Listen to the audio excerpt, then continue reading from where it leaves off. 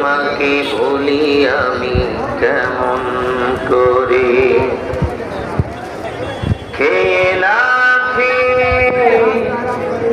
তোমাকে ভুলি আমি কেমন করে, হে রাসূল তোমাকে ভুলি আমি কেমন করে। খেলা খেয়ে দিন প্রচারের কাজে নিজেকে দিয়েছ বিলিয়ে,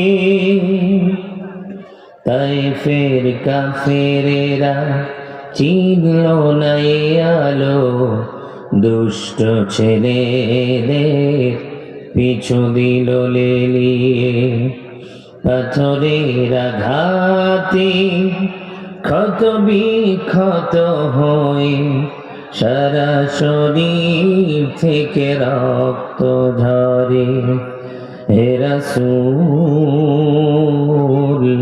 তোমাকে ভুলি আমি কেমন করে, হে রাসূল তোমাকে ভুলি আমি কেমন করে। বলেন এটা কি কোরআনকে অবমাননা করা হইল না? পরিষ্কার জানিয়ে দিতে চাই, এ সমস্ত খোদাদ্রোহী কোরআনের দুশমনদের পক্ষে যারা অবস্থান নিবে তাদের সাথে আমাদের কোনো সম্পর্ক নাই। এটা আমাদের ঈমান, আমাদের আল্লাহ আগে, আমাদের কোরআন আগে, আমার কলিজার টুকরা ধর্ম আগে। ধর্ম নিয়ে কেউ যদি কটূক্তি করে সে আমার বাপ হইল, তাকে আমি ন্যূনতম সাইড দিতে চাই না। মান বাদ্দালা দীনান ফাকতুলু, যে ব্যক্তি আল্লাহকে গালি দেয়, রসুলকে গালি দেয়, কোরআন নিয়ে কটূক্তি করে, সে মুরতাদ হয়। সমস্ত মাযহাবের ইমাম একমত যে মুরতাদ তার শাস্তি হলো হাজার হাজার মানুষের সামনে গলা পর্যন্ত গাইরা পাথর মেরে জাহান্নামে পাঠিয়ে দেওয়া। এবার কোরআন কি বলে? রব বলেছেন তুমি কোরআনের কথা বলবা, কারো কাছে কোরআনের কথা ভালো লাগবে না। টুকু ভাইয়ের একটা কথা খুব ভালো লাগছে, আমি শুনছি বৈশা বৈশা, যে বক্তা সাহেব বয়ান করবে, হক কথা বলবে, যারা বেহক পথে আছে তাদের তো কলিজায় লাগবে। কথা ঠিক না? ঠিক, চমৎকার বলেছেন, তাকে ধন্যবাদ জানাই। সুদের বিরুদ্ধে কথা বলবে, যে ঘুষ খায় তার তো মাথায় খারাপ হবে। যে চুরি করে দুর্নীতিবাজ, কোরআন হাতে নিয়ে যখন দুর্নীতির বিরুদ্ধে কথা বলা হবে তো করবে, এটাই তো স্বাভাবিক। তো শরীয়তের আইন হলো তাকে পৃথিবী থেকে বিদায় করে দাও, এটা রাষ্ট্র করবে। আর রাষ্ট্রের মানুষ যারা দায়িত্বশীল তাদেরকে ন্যায় নীতি ইনসাফ ভিত্তিক রাষ্ট্র চালাতে হবে, কোরআনের রাজ কায়েম করতে হবে।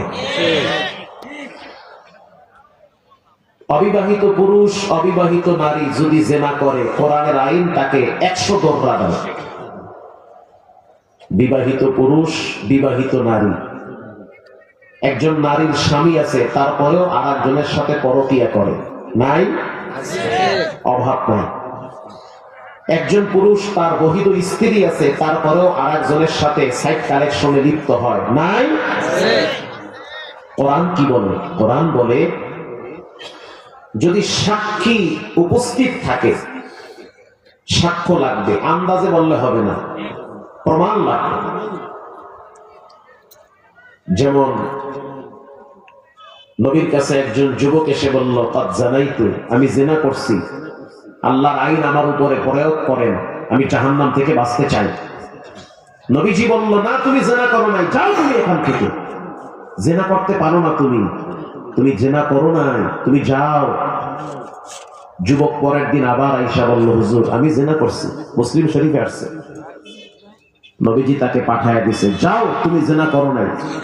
মাইজ বিন মালিক আবার একদিন আয়েশা বলতেছে, হুজুর আমি জিনা করছি, আল্লাহর আইন আমার উপরে চাপান।